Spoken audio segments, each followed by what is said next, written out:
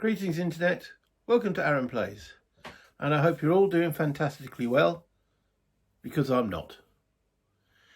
It's the evening of the 25th of October, and I've just watched Leeds United lose 1-0 to Stoke.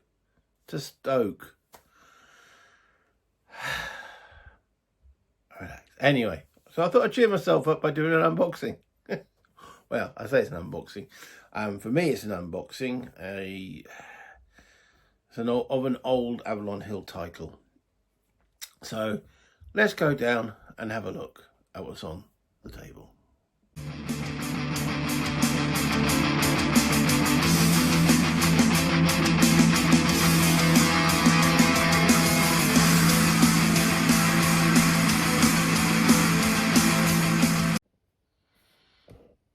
Caesar's Legions. Well, I mentioned that I was going to do, and I am still going to do it. In fact, it's getting clipped as we talk, or the final clippings to be done for War and Peace. And I'd put up a unboxing of a classic. Ask the question, is it a classic? And that's what I'm going to do with this. Is this a classic? And one of my commentators mentioned, have you got Caesar's Legions? And I didn't really know much about the game, and the answer at that time was no. So I had a look on eBay and had a look on Board Game Geek to see what it looked like, and I thought, yeah, this might be worthwhile a look. It wasn't too expensive, so it arrived. Let's have a look what's actually under the hood. So I must admit, the cover doesn't do much for me. I know this is quite dated. What's this about? What day is on there? 1975. Yeah, guy's got a bit of a cheesy smile. This guy's head's at completely the wrong angle. Looks like he's been twisted by a German. Might have been. So the cover art doesn't do much for me. What's written on the side here? There's no back text on it. So now you can command the invincible legion of Rome's quest. Yeah, the U in capitals again. Strategic game, each heck measuring 10 miles across, with game turns representing 2 days of real time. Caesar pits the legion against hordes of Germanic barbarians. So, rated intermediate on Avalon Hill. I have no idea what the Avalon Hill complexity scale is or was. I suppose I'm used to the GMT. So yeah, the box, it's one of their flat type, 58 BC in Northern Gaul. Can you, oh, okay, the capital U, yeah, okay. Can you, as Julie, nah. But let's open it up, see what's in here. So this is obviously a punched copy. Quite a lot of baggies with counters in them. Yeah, already I can see that the old style used to join them in so many places, the counters. So you end up struggling to get a counter out. There's thousands of, with all these. Let me zoom in on this if I can. Okay. All these little tufts. Don't know where my fingers are. And then you got the middle tuft. I mean, what's I supposed to do with that? If I'm going to play the game, I'm going to clip it, but yeah, it just looks so, yeah, Stanley knife, but that's going to be so time consuming. So, and there's hundreds of these things, whole bag of them, hours. Oh, I hope I'm going to like it. But anyway, so there's multiple baggies. I presume red is for Rome, yellow German, black markers. Is that slightly different? Yeah, it's a different shade of yellow. So not sure what those are. And Avalon Hill dice. That's nice to see. I did also like their dice. I've got quite a few of them dotted around in various games. Red with white instead of red with black. Roman allies. Looks like that might be a ship unit. Okay. Green. Well, I suppose it'll be fine for me in the rules what each of these colours. And then pink. the Avalon Hill pink. Yeah, just look at the state of these counters. They are... Why are they joining them at so many? Was it a pressing problem back then? That I don't know. Bit of work. Got some cards, tactical cards. Now I know these were used for 1776. Then War and Peace uses little chits, which is the word. I must admit, I much prefer it on a card. I was going to make some cards for the War and Peace. I might just use these if they use the same words. Anywho, and then we have a rule book. Okay, that's saying, oh, it's a horrible picture. Sorry, the picture, it does nothing. Okay, so rules wise, Avalon Hill, 3 columns, dense. We've even got the terrain effects chart in here, the usual. Let me just zoom out a little bit. There we go. The usual terrain, counter definitions. Okay. I'm assuming it will mention what the colours are.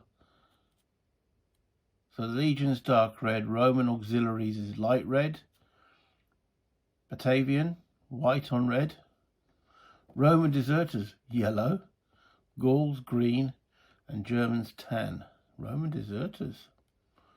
Okay, I like the use of the colour yellow there. Okay, so what we've got, rules on movement, sequence of play, stacking limits. So it's standard stuff. Special rules about the Legion. And we've got German losses, rules on Roman auxiliaries, leadership, how to resolve tactical combat, so that'll be those cards, multiple combats, explanation of the combat results table, examples of combat. Is that it? What are we looking at? In an introduction, page 2, 3, 4, not even 5 complete pages of rules, and the rest is, oh. Well, that is a contrast to the game I just uploaded, The Great Battles of the American Civil War. You've got 44 pages of absolute bone-crunching rules, 5 pages of rules. I could read that in my sleep. Okay. Then we've got Caesar's Conquest of Gaul, Scenario 1. Scenario 2, Caesar crossing of the Rhine. Scenario 2. So, breakdown of how to win and such forth. Okay. Scenario 3, Teutoburger Wald. Is that the destruction of the 3 Roman legions? Yeah, it looks like it. Okay. Scenario 3. Oh, there's quite a lot of special rules for that. That's interesting. So we've got 5 pages of basic rules, and then we've got special rules for more complex scenarios. Okay, well, that's a neat way to do it, I suppose. Scenario 4, campaign for the Eagles. Is that the Germans trying to get back the Eagles for honour? Again, special rules for German mobilisation. Placement of mobilised units. I don't know how solitaire friendly this is. Batavian Revolt. Know nothing about the history of this, to be perfectly honest. I know the loss of the 3 Eagles, but Batavian Revolt, no, don't know nothing. So again, it'll be something that'll be worth a reading. I mean, that's where your Roman deserters are coming in, so the Batavian and the Roman encounters will come in at that point.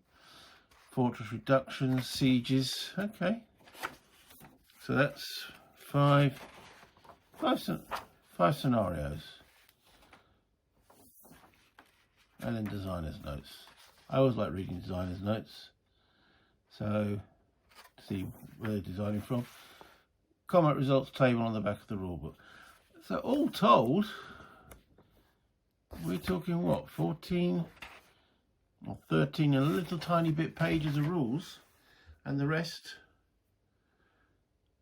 well, I say rules, 5 of those are actually in the scenarios. Okay, initial thoughts, straightforward enough. Okay, so what's this? Terrain effects chart, which is already shown inside the rule book. Different. It's a bit thin and flimsy, but then again, I suppose that's what they had back in the time. Black and white, of course. We're talking 75. Tribal strength charts. Oh. Rebellion climate table, ambush and concealed movement sheet. Oh, that might not make it too easy for solitaire play. But with that kind of strength rulebook, I might be able to get an opposed game of this. Because that's the biggest handicap, when I sort of like plonk down a 44-page rulebook to somebody, and they're instantly, their eyes cross and they start sweating noticeably. Map board, the old Avalon Hill mounted map boards. Okay. I like the understated side of this. You know, there's the rivers are following hex size. That does make it a bit easier. War and Peace's and Anzio's rivers in the middle of a hex are confusing. Now, how accurate are these rivers? No idea. But I like the muted green. It's not in your face. I'm presuming you've got the different tribes mentioned on here. So, yeah, and it's 2 of these together. So let's see if I can assemble it. It's actually quite a decent sized board. So, I do stand corrected. It looks like these thinner rivers follow the hex sides, and you've got these thicker ones, so I presume that's the Rhine, are in the middle of the hex, so I'm assuming there's different rules for different.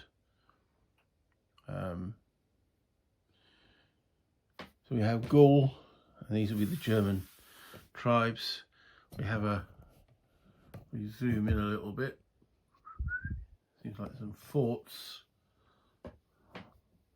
along the Rhine. Is that the Rhine? That's the Danube. So that's the Rhine. This is Germany. So, considering its age, 75, looking in pretty sharp condition.